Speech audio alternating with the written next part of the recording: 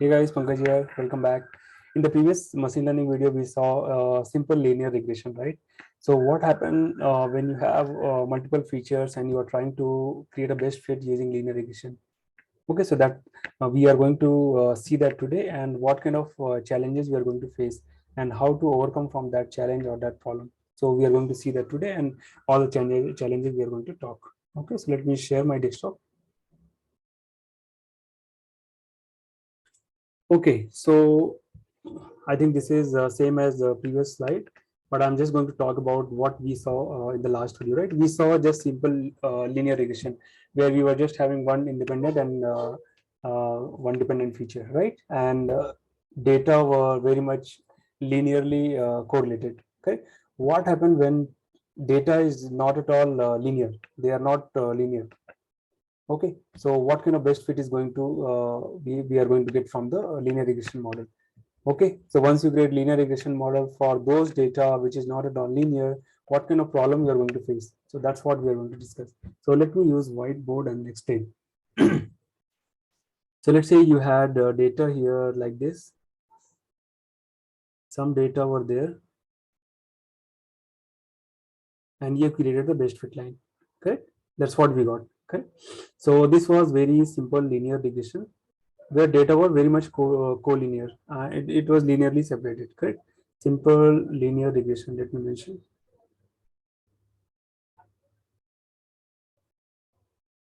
Where one dependent feature and one independent feature were there. Okay. What happens when you have a data where multiple features are there? Okay, multiple features are there, and you are not going to have linear relationship. What will happen? Let's say your data looks like this. Something is going up and down. Okay, this is what is the data which is spread across your independent feature and dependent feature. Okay, and if you plot a linear regression line on this, what you are going to get is like this. This is your best fit line. Though it is best fit line, but the problem what you are going to face is you'll see a lot of data which is not at all near to the best fit line. So what is going to happen? So in this particular case, you are going to get very high bias. When I say high bias means there is too much residual between the predicted data and the observed data.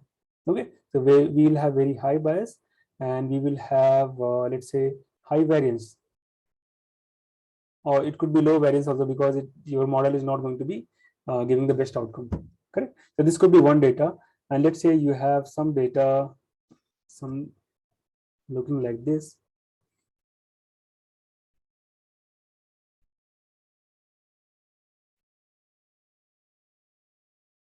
Okay, this is one data, and when you're going to create a best fit line for this, what is happening? So let's say your line is something looking like this. It is going to touch each and every data point. This is the best fit line. Okay, so in this kind of best fit line, whenever you create a model line, what you are going to see, you will see very low bias and high variance. Why low bias? Because this is your best fit line, and each and every data is going to touch that line. Means the residual is zero. Residual or error difference is zero. That's why it is called low bias. But high variance, why? Because let's say you have some data during prediction, it is somewhere here. Okay, so when you create a residual, it is going to give a very high residual between the predicted data and from the best fit line. Okay, so too much variance is going to be shown. That's why it is called high variance here. So low bias with the trained data. So bias will basically we calculate from the trained data, and the variance we calculate from the test data. So it is, this model is going to fail for the test data because we are going to get very high residual. Correct, but the bias will be very much zero. Bias or residual, you say, it will be zero, but the bias and residual for the test data is going to be very high. Okay, so this is called your overfit data. You're doing overfitting. So this will be asked in the interview, like what do you understand by overfitting and best fitting or underfit? Okay, and this is nothing but your underfit data. Why it is underfit? Because you may have high bias and low variance. Okay, so high bias, why? Because your training is your best fit line is not going to cover all your data points, whatever observed data is there. That's why you will see a lot of residual, right? So you will see residual will be high, residual or error will be high, or error difference between the best fit and observed data will be high. But low variance, it is going to work properly for the test data. The test data might be somewhere here, very less error. It is very much close to the best fit line. Okay, so this will be low variance. Residual will be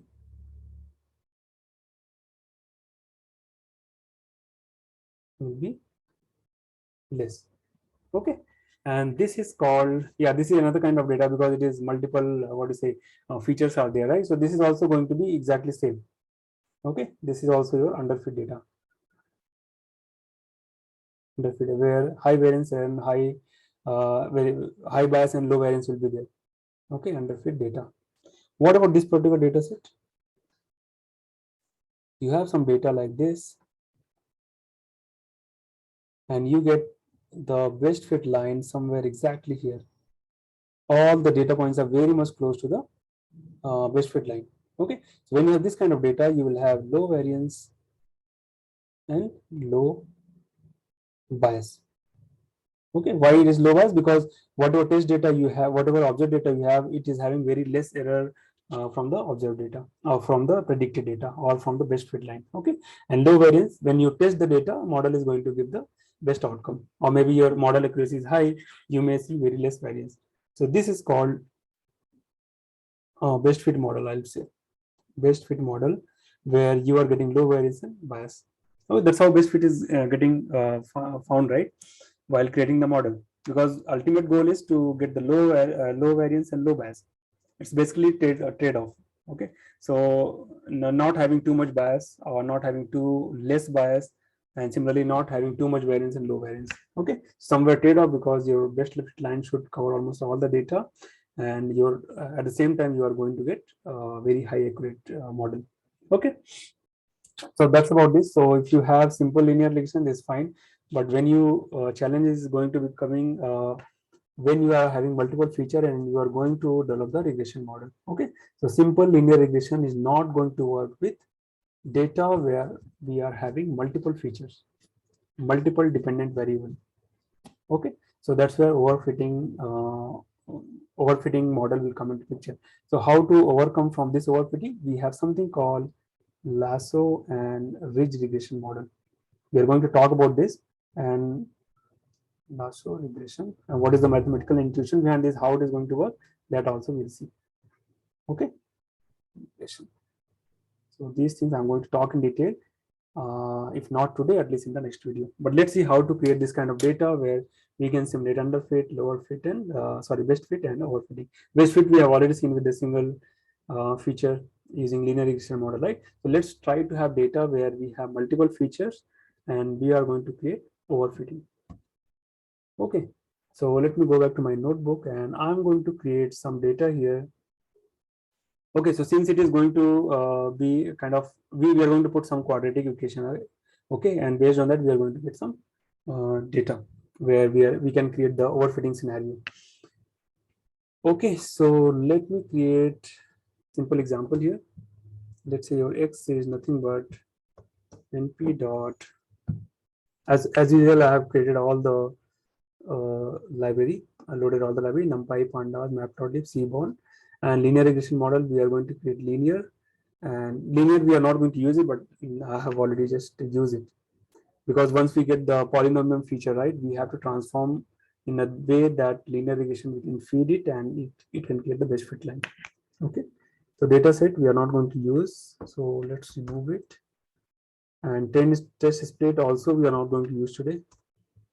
Polynomial feature and the R2 score to check whether how good is our model. Okay, so let's go ahead and import, and I'm going to use x equal to np dot random dot rand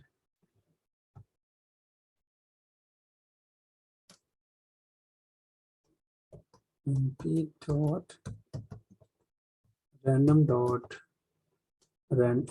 Okay, some number I'm going to create. So let's say I'm going to create from what and all I can give. Let's say D01 to, sorry, I'm going to create 100 numbers of one column.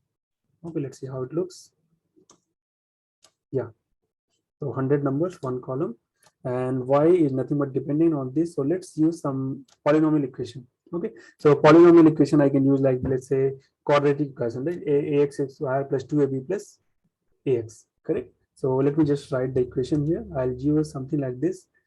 Ax square. So let's take some random number. I'm using 3 star x square x plus 2ab, so nothing but 2x I'll take. Okay, ax square plus 2 into x minus, let's talk about minus 3. Okay, just some random quadratic equation I'm taking. Okay, this is your x. So how to do that? Let's implement that. So 3 multiplied by x, take the square, plus 2 multiplied by x and minus 3. So here we got all the data. So if you take a look at y, then it is going to be like this. So this is your predicted data, okay, based on the x, and x we have already seen. So let's comment it. Now we are going to do the plotting. Let's see how it looks like. Plt dot plot x over y. Plt dot plot. Okay, and we are going to use the scatter. So it looks good. Yeah, so this is kind of parabolic equation. Now we are going to add some noise in this, and we'll see how we can, whenever we are going to run the regression model in it, how we'll see underfitting data can be created, underfit model we can create. Okay, so let me add some noise here. So let's say noise equal to np dot random dot rand n, let's say 100. Okay, and this one I'm going to multiply with the noise.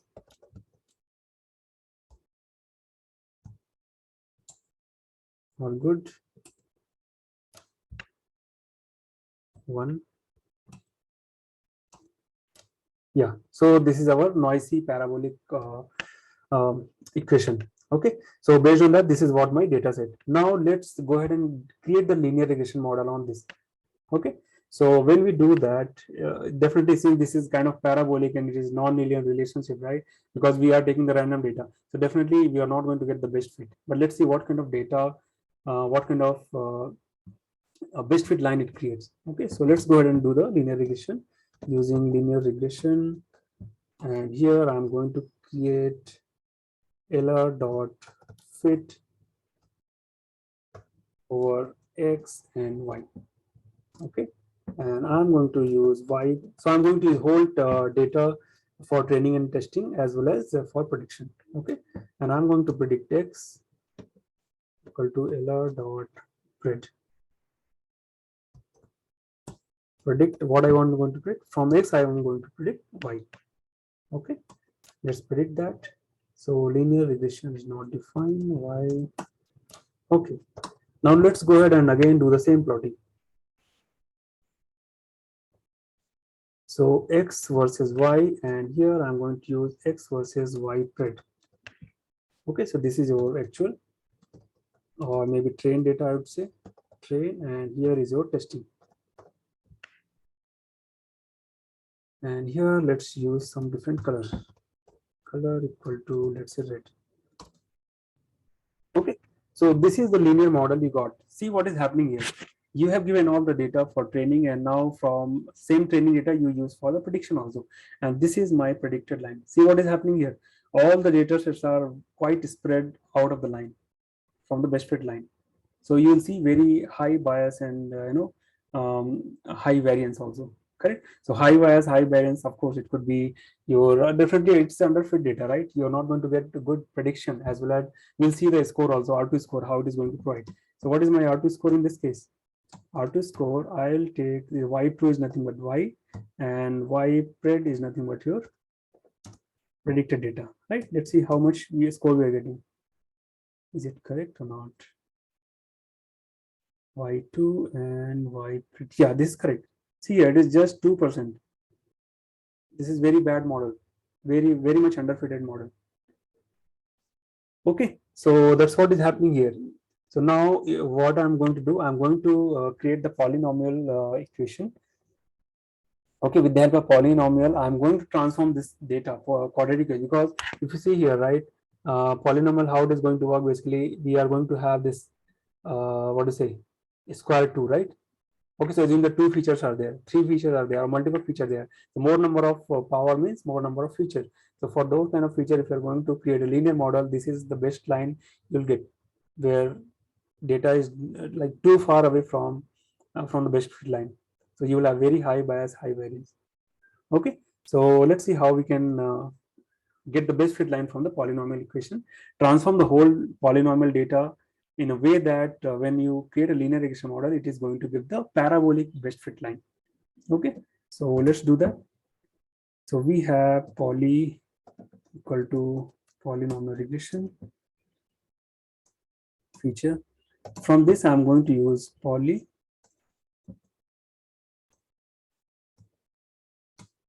See what it does. Basically, it is going to take fit. I'm going to fit and transform the whole data. Okay, and after transforming, we are going to get some data. It could be all the coefficient of this a square, b square, bx plus c, right? So we are going to get all the coefficient, and those coefficient we are going to feed to linear regression model. Then we'll see how best fit line is getting created. So fit transform, then what is my data? Here we have x, okay? And from this x, I will use x transform. This is a transform data. Okay, and if you are going to check this particular data, it is going to provide me, see, a three-dimensional data. Or basically three features are there. Okay, in this feature, as I mentioned, right, whatever coefficients are there, based on each coefficient, it is going to provide me data. First data you will see always one, because there is one coefficient. Another data, let's say you have ax squared 2x plus b, right, 2x plus c, or 2x plus 3. So based on that, whatever coefficients are going to come, that will be here. And similarly third, if you are going to put ax to the power 3, so you are going to have 4 columns. Similarly, so it depends on like n minus 1, n is nothing but the power. Okay, if I am giving 2, so you are going to get 3, including this. If you are going to give 3, sorry, n plus 1 column, you will see. If you are giving a to the cube, a cube or b cube, or a to the power 4, so 4 plus 1, so total 5 columns you will see. So those are nothing but the coefficient. Okay, so these are the transform data of the x original data. Now this data we are going to feed to linear regression and see how it is going to create. Okay, so now let's create the best fit line. So let's say LR dot, what is that?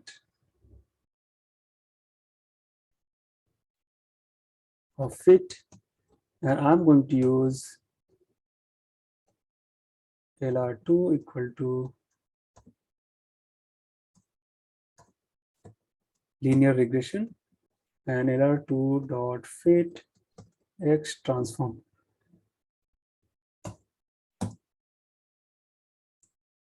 And y accordingly.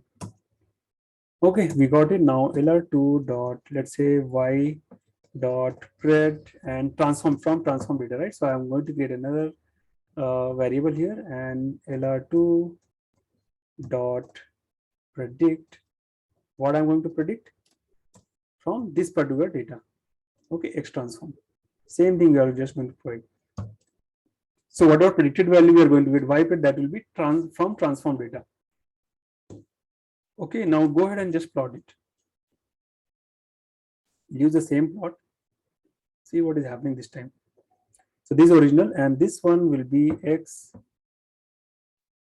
what to say, transformed. Let's remove this line, this is not required. So this will be original, let it be there, and here it will be